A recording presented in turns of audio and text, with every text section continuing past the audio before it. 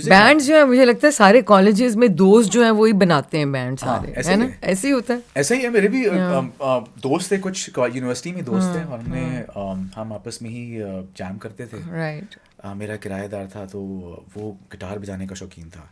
Came from Italy, वहाँ से पढ़ के आया था, थोड़ा सा बर्गर चाइल्ड, राइट, और वो गिटार बजाता था. He had all the western influences, Pink Floyd, Pearl Jam, Bryan Adams. मैं अभी अवेयर था अभी local Pakistani music. But did you know that you had a voice that you could sing? नहीं, उस वक्त नहीं ना. ये तो नो ट्रेनिंग, नथिंग. नो, ये तो गराज में समझ आए ना. जब गराज में बजाना शुरू किया, डिफेंस खाली खाली होता था, घर दूर होते थे, और हम गिटार में, वो जो मेरा दोस्त था किराएदार, वो गिटार बजाता, he didn't know how to sing, so he just मेरे पास आता कि यार तू गा ले. तो मैं कहता चल ठीक है, मैं ट्राई करता हूँ. फिर वहाँ से गाना शुरू हुआ, गाना शुरू किया, और फिर आसपास नेबर्स में से शक्लें आना शुरू हुई कि यार कुछ है यहाँ पे, कुछ हो रहा है. वहाँ से कॉन्फिडेंस बिल्डअप होना शुरू हुआ. फिर यूनिवर्सिटी में दोस्त मिले, उनके घरों में प्राइवेट गैदरिंग्स में वैसे ही बैठ के बजा एम्पलीफायर लगाया और जैम करके बजा लिया. वहाँ पे भी अप्रिसिएशन मिलना शुरू हो गया. उन्होंने कहा वहाँ भी. फिर जोश बढ़ना शुरू हो गया. फिर मैं अपने आप को ना कमरे में बंद करके, वो छोटा पीसी होता था, पीसी के छोटे छोटे स्पीकर्स होते थे, वो चला के फुल वॉल्यूम पे, और बस गाना, ठीक है, पढ़ के गाना. मम्मी अबू बोलते थे कि भाई ज़रा थोड़ा आराम ईजी हो जाओ, लेकिन आई थिंक उस टाइम में, दोपहर के टाइम में मैं करता जिस टाइम पे कोई स्कूल गया हुआ है, कॉलेज गया हुआ है, और अबू ऑफिस गए हुए हैं, तो मैं बस गला फाड़ के गा रहा होता था, अपना भड़ास निकाल रहा होता था. मगर तुम्हें गाना भी तो सीखना पड़ता है, नहीं? नेचुरली प्रैक्टिस, जो एक्सपीरियंस है, अगर आपका ऑन ग्राउंड एक्सपीरियंस है, वो I think that matters a lot. So मैंने तो ऑन ग्राउंड एक्सपीरियंस लिया. आई जस्ट वर्कड हार्ड, और गा के गला फाड़ Were you inspired by any bands or any singers? Yes.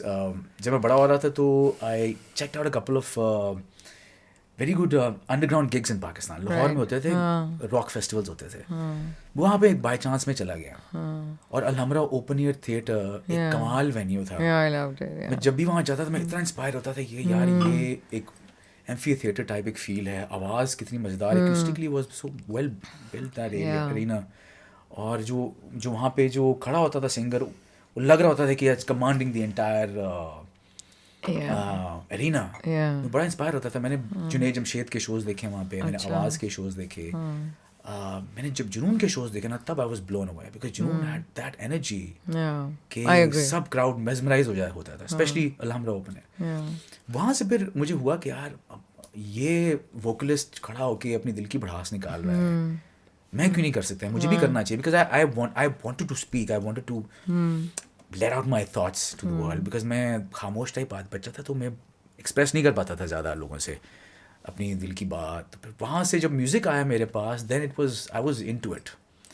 फिर मैं घुस गया. फिर मैंने कहा यही है जहाँ से मुझे रिलीफ मिल रहा है, सुकून मिल रहा है. बट पैसे नहीं मिल रहे थे ना उस वक्त. तो पैसे मिलना तब शुरू हुए जब कॉल का पहला गाना रिलीज़ हुआ. आई रिमेंबर उस वक्त यूट्यूब नया शुरू हुआ था, और हमने एक गाना किया निशान के नाम से. उस ओरिजिनल ट्रैक उर्दू में था. और उस वक्त एक नई रेवोल्यूशन आई पाकिस्तान में, रॉक म्यूज़िक की आई. मैं कॉल आया, EP आया, चल आया, नूरी आया. तो निशान एक्चुअली इंटरनेट बहुत फैलना शुरू हो गया. तो फिर एकदम कॉलेजेस, यूनिवर्सिटीज़ में एकदम गिग्स की ऑफर आना शुरू हो गई. फिर तो we were travelling everywhere. So then you quit your job ना, वो ख़त्म हो गई थी? No, वो क्योंकि वो चल रही थी क्योंकि वीकेंड्स में शो होते थे, तो I was juggling the two of them. समझ आ गया. मैं मैनेज कर रहा था दोनों को. इवन इंटरनेशनल ट्रिप्स भी होते थे. कहीं अमेरिका ट्रिप लग गया तो वो छुट्टी ले ली हफ्ते की और चले गए. दुबई के शोज होते थे तो करके आ गया, मसला नहीं होता था. बट जॉब मैंने तब छोड़ी जब I was offered by from Karachi से. मुझे ऑफर्स आना शुरू जब टीवी की. Then I had to make a decision to move. Then I had to. But music ने मुझे बहुत रिलीफ दिया, सुकून दिया. बिकॉज जो मुझे रिलीफ मिलता था अपने फीलिंग्स को एक्सप्रेस करने में, और जब लोग सुनते हैं आपकी बात, आपके मैसेज को सुनते हैं, मुझे बड़ा अच्छा लगता है जब लोग मेरे पास आते हैं. A lot of couples come to me कि सब भुला के was our song. सब भुला के जब हम सुने थे तो हम मिले थे, हमारा प्यार वहाँ शुरू हुआ था. या जब मेरा ब्रेकअप हुआ था किसी से, या मेरा दिल टूटा था, तो मैंने ये गाना सुन के मैं रिलेट करते हैं ना लोग. मैं मूव हुआ था, and I moved on because it was music actually is such a part of life, you know. It's a journey, but it's also memories. हम तो मैं तो गाना बस for the sake of expression लिख ही जा रहा था, लिख रहा तो बना रहा था. मैं उससे सोच नहीं रहा था कि कोई किसी के लिए बनाना है या किसी ब्रांड के लिए बनाने हैं, किसी फोकस के लिए, या कोई मार्केट स्ट्रेटजी के तौर पे बनाने हैं। इश्क विश्क नहीं था तुम्हें कोई? You were writing also? हाँ, वही तो कहना, इश्क हुआ तभी तो दिल टूटा, तभी तो गाना लिखा।